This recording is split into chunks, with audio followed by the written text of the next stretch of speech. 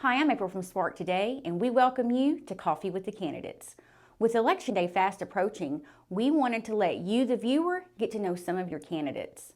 So we invited them into our studio for coffee and a chat. Up first today, we have candidates for Hempstead County Sheriff.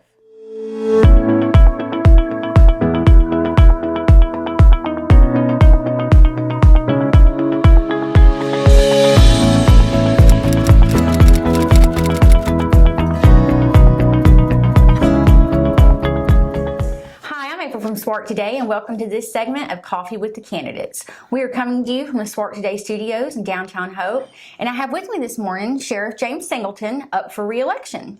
Thank you, April. Thank you for having me. Thank you for being here. To get us started, can you let citizens know a pretty broad definition of the sheriff's role? Well, the sheriff's occupation or duties are defined by the Arkansas State Constitution and statutes. There's three major areas that the sheriff is charged with doing. First, he is the chief enforcement officer of the circuit courts. He's in charge of summonses, executions, warrants, things like that. The second part is law enforcement, which that's a broad range of law enforcement. He's responsible for law enforcement within actually the city of Hope and all the unincorporated areas of the county. We have 741 square miles in Hempstead County that our deputies are responsible for patrolling. 13 are water, which is up at Millwood, that we're responsible for patrolling and making safe. The next is he's in charge of the county jail, and that's the big one. Some counties have, by statute, the sheriff serves as tax collector, which our county is that. So I serve not only as the sheriff, but the tax collector for Hempstead County. Quite a few duties, huh? It is it's a daunting task, but you know, my dad always told me, he said, if you love what you do, you'll never work a day in your life. That is so true. So I've tried to always remember that. Thank you. Just to let everybody, those that don't know you, give them a little bit of background. You've been sheriff for 12 years now? I have. I've been sheriff for 12 years. Prior to that, I started my law enforcement career in 1979. So that's, I've got 43 years in law enforcement. I started on horseback at the Department of Corrections at Cummins Unit in Grady, Arkansas. I was a guard on horseback, responsible for watching over they called them hoe squads, and we'd take inmates out and watch them while they hoed and chopped cotton or whatever they did. There I went on and I went to the police academy in 1979, graduated it, worked for a couple of small departments, and in 91 I brought my family here. Went to work for the Hope Police Department. I served in the Hope Police Department as a patrolman. Shortly after I arrived here, I was named the K-9 handler, and my K-9 was Pappy. Most folks that's been around a while know Pappy. He was a black German Shepherd, and we served together for a while. I was promoted to sergeant. And then when Chief Pirtle retired, Miss Catherine Cook appointed me as the interim chief of Hope Police Department. I served that till a new chief came in, and then left the city, went to work for Sheriff Jerry Crane, which he and I had worked together at the City of Hope. And I can't say enough good things about him. He was a very good person to learn from. So I went to work for him. I served as an investigator for him, a CID investigator, and then chief deputy for his last years in office. And then in 2010, I ran for sheriff and was elected and started my first term January 1st, 2011. And been serving ever since. And now we are for re-election for 2022. We are, and you know, I think this might be my last election. I have two granddaughters that are very involved in the equine part of 4-H and things like that, and I've got plans. I want to be with them. Yeah. And of course, we've got cows and things out there, so I'm kind of looking at that retirement age. Yeah. You know, I've got 43 years now, and 4 more would give me 47. So I think.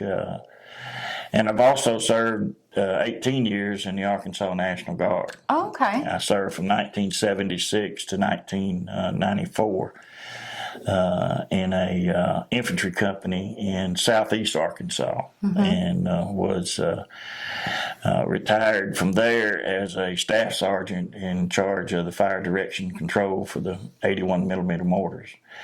So all my life, I guess since 17 years old, I've been in some type of uniform. Yeah.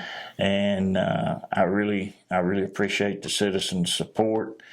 We have great support from our community. We have great cooperation between all the entities, state police, highway police, Hope PD, probation and parole. We all get along. We all have one thing, one goal in mind, is to keep citizens safe. Well, out of all your experiences, which experience do you think will help you best for public office? Well, I've always come back to the jail. Yeah. Managing the jail is like, I guess, for lack of better words, managing the daycare. Because once you take somebody's liberty away from them, you're responsible for them. Yeah. You're responsible for their every need. You're responsible for their health, their welfare, their safety, their clothing, and their food. Yeah. And we have about a $2.1 million budget this year for our jail, and a $1.4 million budget for the sheriff's office. And the jail is, since COVID, it has really been a task to try to keep everybody safe. And I can knock on wood. We had maybe one case of COVID in our jail in 2020, and I credit that to the dedication of the correctional officers and our jail administrator for locking it down, keeping it safe, and keeping everybody healthy that way. Of course, we're always on a tight budget, and I think just over the years working with the various correctional officers and various judges and things like that, it's prepared me to do this job. And just being in the public, wanting to serve the public. Of course, we have several programs that when I first got elected sheriff, we brought the DARE program back to all our county schools. Of course, Saratoga has integrated with Mineral Springs. We don't do that anymore, but all the other county schools, we have a DARE officer there. We have SROs in our 2 county schools in Spring Hill and Blevins. That's a good thing for the students, to keep the students and teachers safe. And I'm just surrounded by good people that are dedicated, and that's just the way we work. Well, I think you kind of already answered my next question a bit when I asked what inspired you in the first place to become sheriff? Well, I'll tell you the story that inspired me to become a law enforcement officer. My cousin was a deputy sheriff for DeShay County. When I was about 8 or 9 years old, he had a paper route. We delivered the Pine Bluff commercial every day. And he had me help him with his paper route. So I snuck into his bedroom one day, and I saw that star, that sheriff's star laying there. And it just kind of, as a little kid, you want to be a cowboy, you want to be be a law enforcement officer. So I picked that star up and I pinned it on. And I said, man, that'll look good. Later on, and I guess that's the way I started. And I talked to him. He was in law enforcement, and several of my family members were in law enforcement. My brother was chief of police in McGee, and my son, surprising to me, he is a sergeant for the Hope PD. He has kind of followed in the footsteps, and I'm proud of him for doing that and wanting to serve the public. You know, it's I guess a calling, because you don't do it for the money. They could pay $1 million a year, and I'd do it almost for free. You know, if I didn't have to pay bills. But it's been a good ride for the last 43 years, and I just want to keep that going. Try to improve our sheriff's office, improve the lives of the people in the county, and we've gotten several programs. We started several programs before COVID. Of course, you know, when COVID hit, it shut everything down. We had our GED program going. We had where an inmate could come and go to class about 3 days a week. They sent a teacher from the college, and that would prepare them for a GED. And then also we would contact local businesses and try to point them in the way that they could get a job when they got out. But like I said, COVID shut that down, and that was for 2 years. And last of 21, I applied for a RSAT grant, which means Residential Substance Abuse Treatment. Now, I have a good friend, Robert Gentry, who's a sheriff in Sevier County, that's helped me with this for the last 2 years, trying to bring it together. And we finally got it started. We got a $355,000 grant from DFNA, and that is to help us with drug counseling, drug treatment. The program is a 3-month, 90-day in jail program where they're separated from all the other inmates. They go to class every day, and in those classes there are some faith-based classes, there are parenting classes, there are financial classes, and they are in about the 11th week. Our first 3 participants are in about their 11th week. They're about ready to graduate and move on to the 9-month program out at Banner Hope, which is run by the First Baptist Church. And when they move out there, they will stay out there. They will cook for themselves.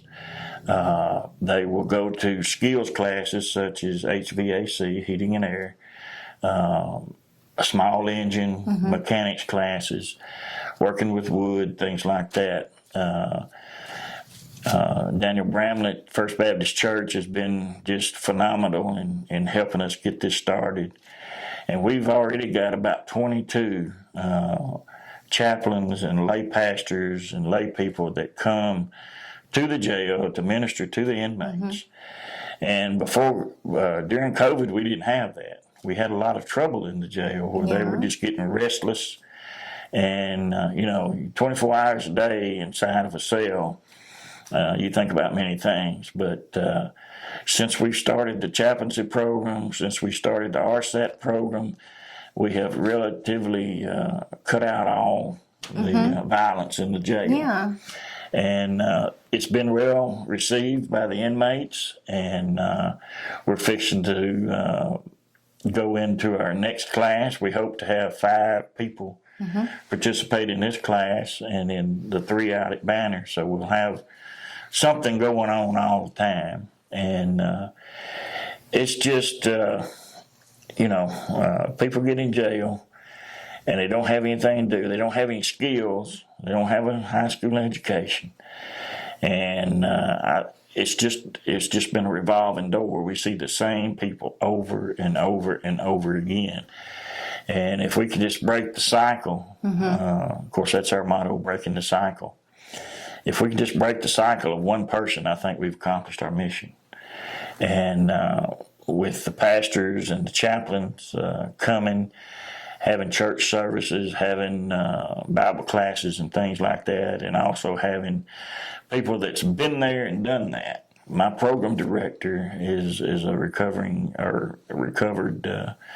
addict, and he can relate to the people that need the help. But first of all, you got to want the help to get the help. And I think it's been well received, and I'm real proud of that. Like I said, the grant was for $355,000 for 2 years. And depending on if our success, it'd be whether or not they renew the grant. Sevier County, I think, has had the RSAT program for over 6 or 7 years, and they've seen a drastic reduction in the recidivism rate that comes into the jail. They had a 70% recidivism rate, and they've cut it down to 7%. Wow. And ours is quite high, and we hadn't been in it long enough to have statistics yet, but we hope to, and I'm proud of that. I'm proud of the work that we've done with the quorum court to raise the deputy salaries. We've always, and this is not just unique to Hempstead County. Hempstead County had one of the lowest paid deputy positions in the state. We were way at the bottom. Over the years, we've gotten the quorum court, working with the quorum court. That's the key. If you can work with the quorum court, of course, you're not always going to agree, but working with the quorum court, and we've got the volunteer tax ordinance passed, which people can donate any amount they want to on their taxes, and that goes to the deputies. They get a one-time stipend a year, and depending on how much money is collected in that volunteer tax, they get it around Christmas, and that helps them out there. We've gotten certificate pay for the deputies. That has about $75 a month for there's about 5 certificates through the Commission of Law Enforcement Standards. You have your basic, general, advanced, intermediate, and firearms instructor and things like that. They get $75 a month for each one they have, and that's an incentive. And this past year, the quorum court raised their salary from $31,000 to $38,000. Oh, that's good. And with that, with their incentives, they could be making somewhere around $40,000 a year.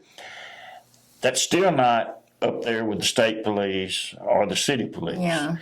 See, we're in the same building with the city police, and half the city police used to work at the sheriff's office. And the reason they could is they walked out of my office or the sheriff's office 10 feet across the hall, and they were able to boost their salaries about $10,000. Of course, you can't blame anybody for that. Yeah.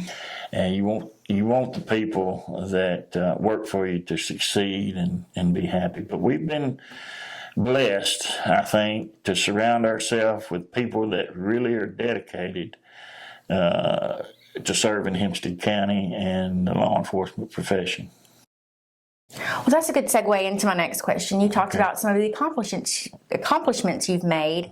Are there any specific issues that you want to address in the coming term should you be elected? I do. You know, in 2018, Governor Hutchinson granted Hempstead County 8.9 acres out on the bypass, which is the old migrant center. Our dream was to convert that into a juvenile rehabilitation or behavioral center for kids in Hempstead County in southwest Arkansas. There is not a juvenile center anywhere in southwest Arkansas, south of Little Rock. Anytime we have a juvenile, we have to either transport them to Pine Bluff. We did have to transport them to Batesville, and that may just be for they leave today at 7 o'clock and go to Batesville, and then at 9 o'clock in the morning we got to pick them back up and bring them back here. So the whole idea was to try to save money with our juveniles. At one time, Hempstead County had the most juveniles assigned to DYS, Department of Youth Services. So that 8.9 acres out there, where the old migrant center is, future plans are to develop that into a juvenile center to where our juveniles here can remain here. Their parents can go out and visit them, receive counseling and everything together. There's no way that the parents can afford or go to Batesville, even Texarkana or Pine Bluff. Yeah. With them working. So it was the circuit judges. It was Judge Culpepper, Judge Wright, and prosecuting attorney. We all got together and developed a plan to try to convert that 8.9 acres. It has buildings. It has a big pavilion to try to convert that. But then the courthouse came along, and they were, it takes money. Yeah. And there's only so much tax money to go around. Yeah. And there are pressing needs. But, I just got a bill the other day for 2 juveniles for 1 month stay in a facility in Pine Bluff was $7,000. Wow. If we could develop that facility out there, which would bring about 30 jobs to Hempstead County with the security, the mental health people, and all. It'd bring about 30 jobs. And it would save the county in the long run millions of dollars, I believe. Yeah. That's one of my goals. And the other goal is to get the deputies' pay up more. I'll never quit trying to fight for the deputies' pay. And it's all in how you can have a good relationship with the Corn Court. And I think I have a pretty good relationship with the Corn Court. Have they told me no sometimes? You bet you. When they see me coming, they say, uh-oh, he's wanting money, But to have a professional-run sheriff's office and a professional-run jail, and I'll bring something up about the jail. We have passed our jail inspections for the last 5 years with no deficiencies.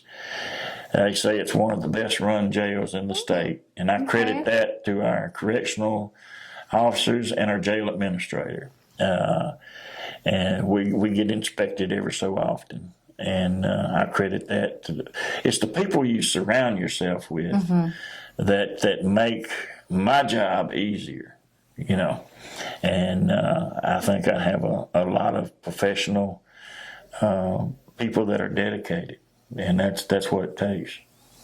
Well, how do you plan to involve citizens with your decision making?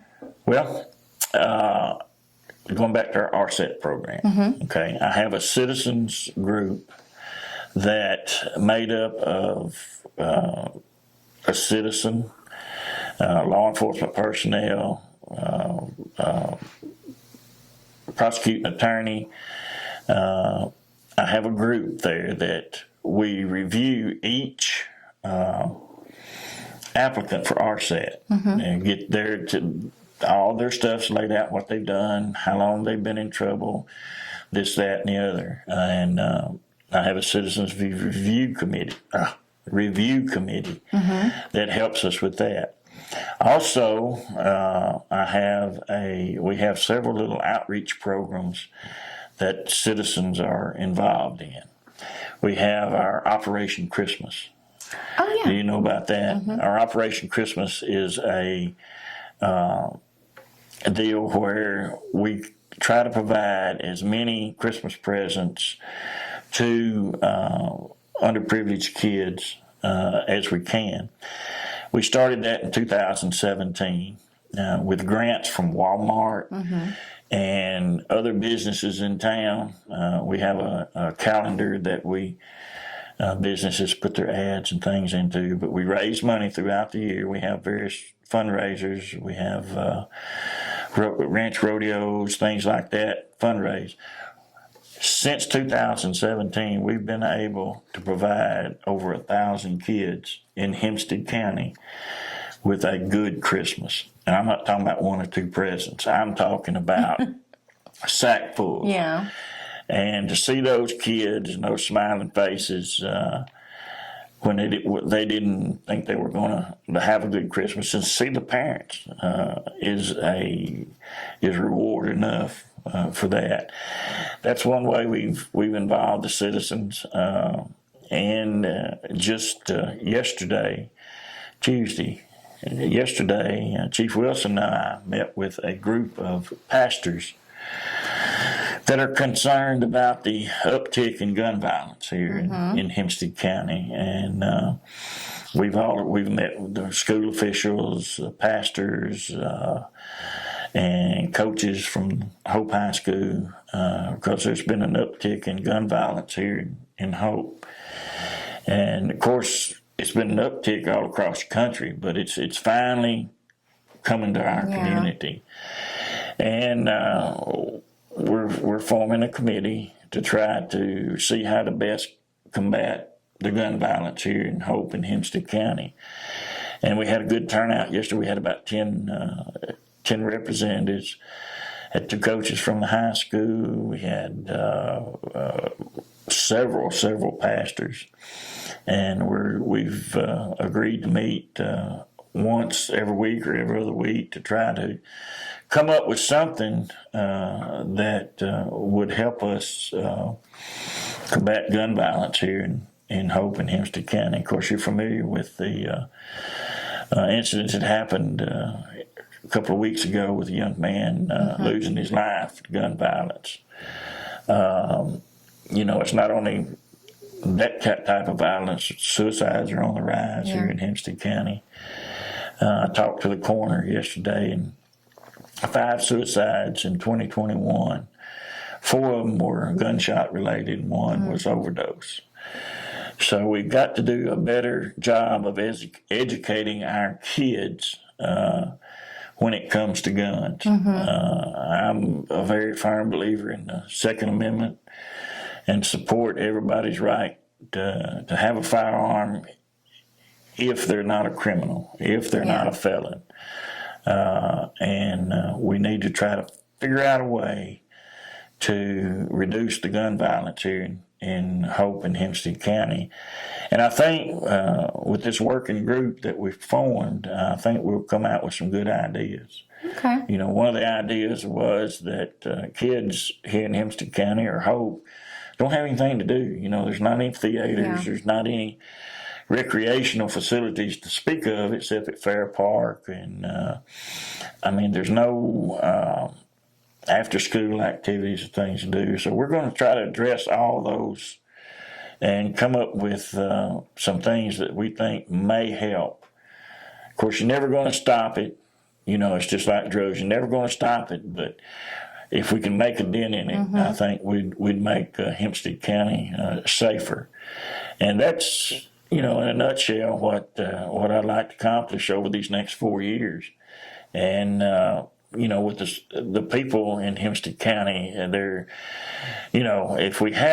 we've had several officers that had been sick, or several people in the community that's come down with cancer or things like that. And we've held fundraisers for them. And every time, I don't care, we've raised anywhere, over lunch, we've raised anywhere from $5,000 to $26,000 for these people. Wow. And that's, I think that's part of the sheriff's job, is to get out and care about his community and work in the community, be seen in the community, and along with these other 900 million things he has to do. But I have an open door policy. Anybody can come in anytime, sit down and talk with me. Don't make no difference. They want to talk about Razorback football or something that's happening in their lives, they're welcome. Well, for our last question, and this is our creative, what we call fanciful question. Okay. And I think you've kind of touched on this already, but if you were to receive a $1 million grant to use however you wanted for the county, what would you put it towards? The juvenile center. Yeah. Maybe of course, $1 million when you start talking about building things is not much money. Exactly. When you think about $1 million, our renovation cost to one of the buildings out there was going to be about $2.7 million. And of course, that was in 2019. It's gone up quite a bit. It's over $3.2 million now.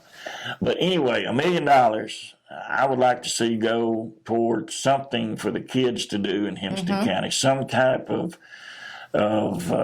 program or some type of community center type thing that would be open to all the kids in Hempstead County, where it would provide them a safe place, with a safe place, make sure there's no guns, knives, alcohol, or anything when they enter or when they leave, and provide them a safe place to come and gather, because, there's really nothing in Hope in Hempstead County to do that. Everybody goes to Texarkana, which there's nothing wrong with that, but our kids, there's some kids here in Hope, their families can't afford to go to Texarkana. Their families can't afford for them to play sports or anything like that. So if I had $1 million, I would put it toward that. And one other thing I forgot to mention is, along with that migrant center deal, I don't know if you're familiar with Sheriff's Safety Town. Caddo Parish, Steve Prater in Caddo Parish down in Louisiana has a Sheriff's Safety Town. Now that safety town consists of, it's kind of laid out like a little city. It's got stores and stop signs and railroad tracks, and they have like pedal cars and things like that for the kids to ride. They have different things like water safety, tornado safety, things like that. There's a parking lot out there that's just big enough to do that. And I'm going to start trying to promote for us to get that done, and that would give a place we could offer. We have a program that we could offer from kindergarten, pre-K up to kindergarten, up to 6th grade. We already have a curriculum developed for that.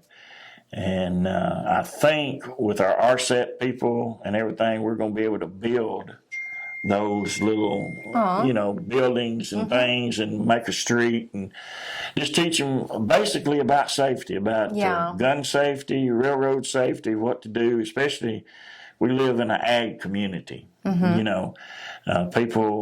Kids around, raised up on farms, they need to know how to be safe around farm equipment, how to be safe around farm animals, what to do in case of emergency with an ATV, things like that. So I'll be hitting everybody up, and just know when you see me coming that I'm trying to get something for the kids and the youth here in Hempstead County to participate in.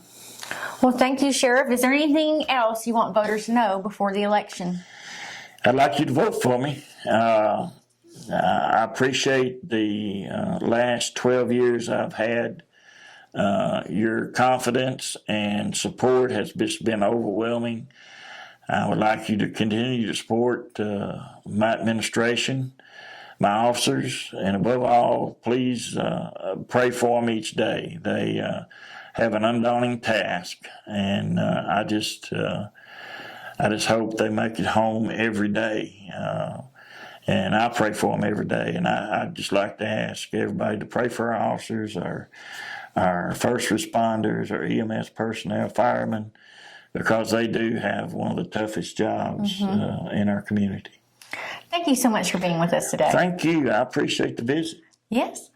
And that's all we have for this segment of Coffee with the Candidates. Welcome to this segment of Coffee with the Candidates. We're coming to you from the studio in downtown Hope. And right now I have with me Keith Sullivan, who is the Republican candidate up for Hempstead County Sheriff. Correct. Yeah. Can you tell our voters Can you define what your office does so they know? The Sheriff's Office provides law enforcement services for the county. The Sheriff's Office is also responsible for the operation of the jail and the safety of the jail. Okay. Sheriff's Office also serves orders from the court, any orders that they issue, and regarding transportation of prisoners. Jail is also responsible for transportation of all prisoners to the correctional facilities, bringing them back for court appearances. The Sheriff's Office also is tasked with serving some civil process. Okay. Tell me a little bit about your background. I have basically been a law enforcement officer my entire adult life. Okay. I started with a small police department back in the 70s. From there to the Sheriff's Office in that county. I served there for almost 6 years before I went to work for the Arkansas State Police. Okay. State Police moved me to Southwest Arkansas, and I've been here ever since. Okay. I did serve for almost 27 years with the Arkansas State Police. And how long have you lived here? I've lived here since 1986. Okay, so you've been in the community a while then. Right. Okay. And do you feel like those experiences have prepared you for public office? Yes, I do. I think that that's having been a public servant my whole life. All right. What inspired you to enter this election? After I had retired from the Arkansas State Police, I did go to work for a period of time for the Hempstead County Sheriff's Office. And I've seen ways there that I believe that I can better serve the citizens of Hempstead County. Okay. Are there any issues you're most concerned about? I am concerned about a lot of issues, some budget issues, personnel issues, accountability issues, those things. Do you have plans that you want to implement concerning those should you get elected? If I'm elected, I certainly, of course, want to get a handle on the budget and try to control the spending. Personnel issues, as you probably have already heard in this current climate, hiring and maintaining law enforcement officers for any agency is a difficult task. Yeah. I believe that we could provide better trained officers and deputies for the Sheriff's Office, which would in turn better serve the citizens of the county. Okay. Well, speaking of citizens, do you have a plan to involve them in the decision-making process? Yeah, I think that it's important in any county or city to stay in touch with the local communities, especially the outlying communities. Stay in touch with them, hear their concerns. Yeah. In fact, I have already heard some concerns. Many of them are concerned that they're not receiving the law enforcement services in the outlying areas like they think they should. Are there any other issues or concerns or just anything at all that you would like voters to know for the upcoming election? Of course, I am an extremely conservative Republican. I think that it is very important that we are a good steward of the taxpayers' money, and we spend it to the best benefit of the county. So, Keith, should you be elected, how do you hope to improve administration of this particular office? In a agency the size of the Hempstead County Sheriff's Office, which is not a large agency comparatively, got to have an administration where everyone works, where there's equal distribution of the task and responsibilities. Gotcha. And this might seem a fanciful question, but if you were ever, maybe you received, let's say, $1 million grant for your office, your county, should you be elected, what would you want to do with it and why? Of course, $1 million sounds like an astronomical amount. Right. But when you put it into practice for something, when you've got to cover a whole county with it, it's not that big. Of course, I would like to add additional personnel, increase the law enforcement presence in the outlying areas of the county, and, given that opportunity, I would like to update some equipment for better services. If we could have computers installed in all of the patrol vehicles, that would give officers more time in the field so they don't have to go take a report, turn around, come back to the office, Yeah. do a report. Yeah. They spend more time at the office than they do out in the field. I see. Well, is there anything else you need to let people know today? They need to get out and vote, exercise their right to Yes. vote. Don't ever Yes. give that up. Well, thank you so much for joining us today, Keith. And that's all we have for this segment of Coffee with the Candidates.